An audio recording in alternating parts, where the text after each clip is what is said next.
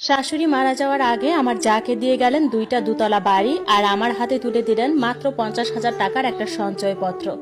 মনে মনে হেসেই ব্যাংকে ঢুকেছিলাম, ভেবেছিলাম টাকাটা তুলে নিয়ে জীবনের এই অধ্যায়টাই চিরদিনের জন্য বন্ধ করে দেব।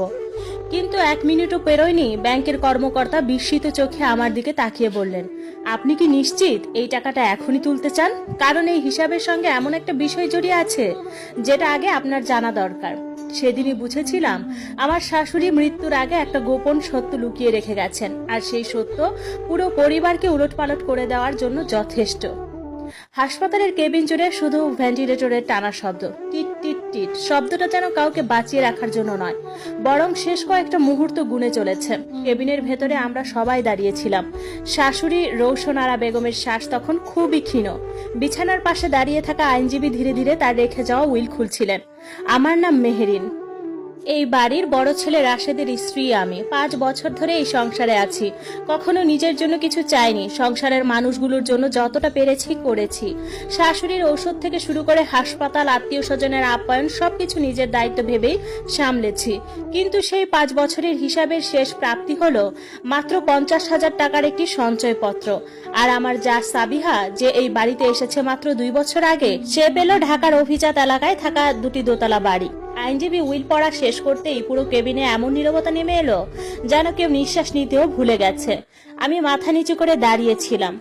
হঠাৎ অনুভব করলাম আশেপাশের সবাই আমার দিকেই তাকিয়ে আছে, কেউ করুণা নিয়ে, কেউ কৌতূহল নিয়ে, আবার কারো চোখে লুকোনো আনন্দ স্পষ্ট। ওদিকে সাবিহা যেন অভিনয়ের মঞ্চে উঠে গেছে। সে দৌড়ে গিয়ে শাশুড়ির হাত ধরে কান্না শুরু করলো। আম্মা, আপনি আমাকে এত কিছু দিয়ে গেলেন কেন? আমি তো এসবের যোগ্যই না। তার চোখ দিয়ে অঝরে পানি পড়ছে। শাশুড়ি শেষ শক্তিটুকু দিয়ে কাপা হাতে সাবিহার হাত স্পর্শ করলেন। সেই স্পর্শে এমন মমতা ছিল যা আমি কোনোদিন নিজের জন্য পাইনি। আমি শুধু দূরে দাঁড়িয়েছিলাম, হাতে শক্ত করে ধরা সেই সঞ্চয়পত্র। কাগজটা যেন হঠাৎ করেই অনেক ভারী হয়ে গেছে। ঠিক তখনই আমার স্বামী রাশেদ পাশে এসে দাঁড়ালো, নরম গলায় বলল, মেহেরিন, মন খারাপ করো না। আমি জানি তোমার সঙ্গে অন্যায় হয়েছে, কিন্তু মা ছোটবেলা থেকেই আমার ছোট ভাইকে বেশি ভালোবাসতেন, তাই হয়তো সাবিহাকেও বেশি আপন মনে করেছেন। সে আমার কাঁধে হাত রাখলো।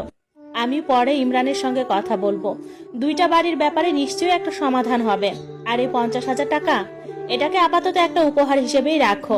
নিজের জন্য যা ইচ্ছা কিনে নিও। আমি কিছু বললাম না, শুধু মনে মনে একটা কথাই ঘুরছিল, 5 বছরের ভালোবাসা, ত্যাগ আর সম্মানের দাম কি সত্যিই মাত্র 50,000 টাকা? সেই রাতেই শাশুড়ি পৃথিবী ছেড়ে চলে গেলেন। পরদিন জানাজা আর দাফন শেষ হলো। বাসায় মানুষের ভিড়। সাবিহা সাদা কালো ওড়না মাথায় দিয়ে এমন ভাবে কাঁদছিল যেন পৃথিবীতে শাশুড়িকে সবচেয়ে বেশি